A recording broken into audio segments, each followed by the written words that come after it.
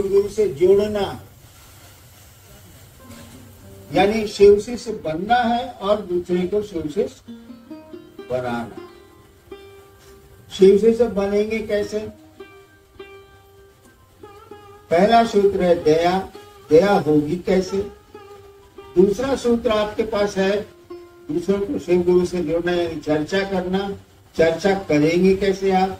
और तीसरा सूत्र है नमः शिवाय से शिव को प्रणाम करने की कोशिश। ये होगा कैसे? जब शिष्य बनेंगे तब न कोई दया करेगा, और शिष्य रहेंगे तब न आप चर्चा करेंगे, दूसरों को शिव शिष्य बनाएंगे।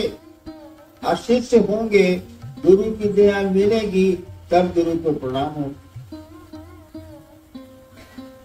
इसीलिए कहा गया कि शिव शिष्य बनिए और दूसरों को बनाइए। दूसरों को बनाने में आप खुद बनते हैं, दूसरों को बनाने में आप खुद बनिएगा।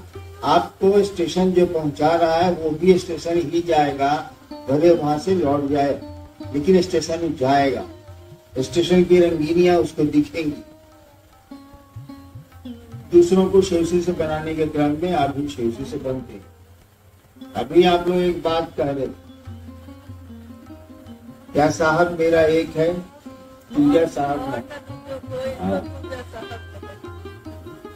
तो दूसरे कुल का हो। साहब किसको कहते हैं मालूम? कबीर ने भी कहा था, साहब है रंगरेज की चुनरी मोरी रंग डारी। साहब परमात्मा को कहते हैं, साहब ईश्वर को कहते हैं, साहब शिव को कहते हैं, या दूसरा कोई साहब, हम हो या आप हो या कोई साहब। और शिव आपके नहीं हुए तो आप निश्चित रूप से दूसरे कुल के। जो संसार का पिता है, जो संसार का सृष्टा है, बनाने वाला है, संसार का पालन करने वाला है, संसार को धीरे धीरे वो विखंडित भी करता है, तोड़ता भी है, वो आपका नहीं हुआ तो बेकार है जाना। इसलिए जन्म वकालत है, कोई इसका अर्थ नहीं। चलिए देखते हैं, आज विषय तो है जिज्ञासा। क्या आई? शिव शिष्यता क्रांति नहीं है, यह एक जागरण है। कैसे? आओ चले शिव की ओर। आपने कहा कि यह मेरा कथन नहीं था, अपितु सुदूर वन प्रांतों से आई हुई एक आवाज थी, एक दर्द था, मधुर आह्वान था। ये कैसे है समझा?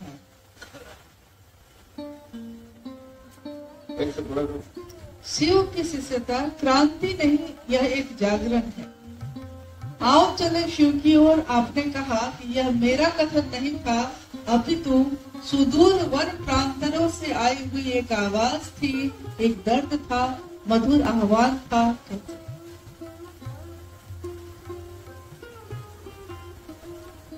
शिव शिष्यता क्रांति नहीं। क्रांति का अर्थ होता है किसी चीज को बदल के दूसरी चीज को लाना। क्रांति हुई, राजा के खिलाफ राजा को हटाया गया, दूसरी व्यवस्था बनी, अब वो जैसी चल। तो शिव शिष्यता जागरण है, क्रांति नहीं है ये। हम आप सोए हैं, हम नींद में हैं, आपको जगाया जा रहा है, आपके मन को जगाया जा रहा है। मन जागेगा तो ये फिर आध्यात्म में बढ़ेगा, ईश्वर की ओर जाएगा, शिव की ओर जाएगा। ये जागरण है, क्रांति नहीं। और आओ चले शिव की ओर। मेरा अपना भ्रम, मेरी अपनी मान्यता, सबकी अपनी अपनी होती है, मेरी भी। मेरी मान्यता है कि शिव एक ओर है, जगत एक ओर। ठीक है, उनके बिना जगत नहीं।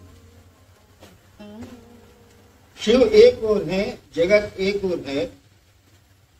जगत को चलना है शिव की ओर, यानी संसार का कण कण, संसार का एक एक जन यानी व्यक्ति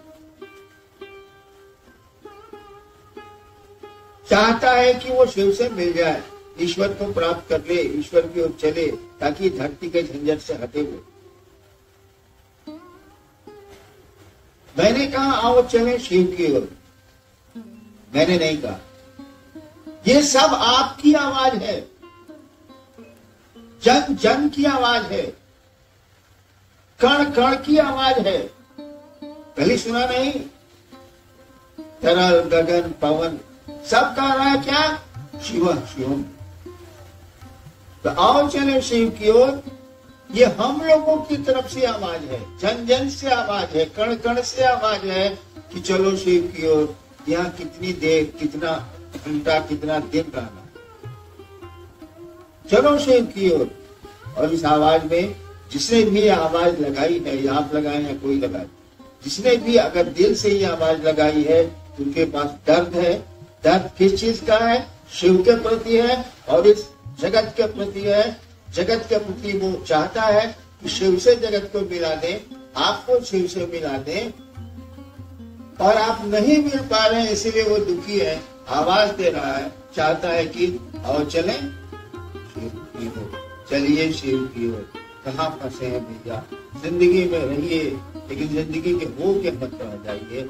यहाँ करिए जो करना है, लेकिन यहाँ फंस मत जाइए।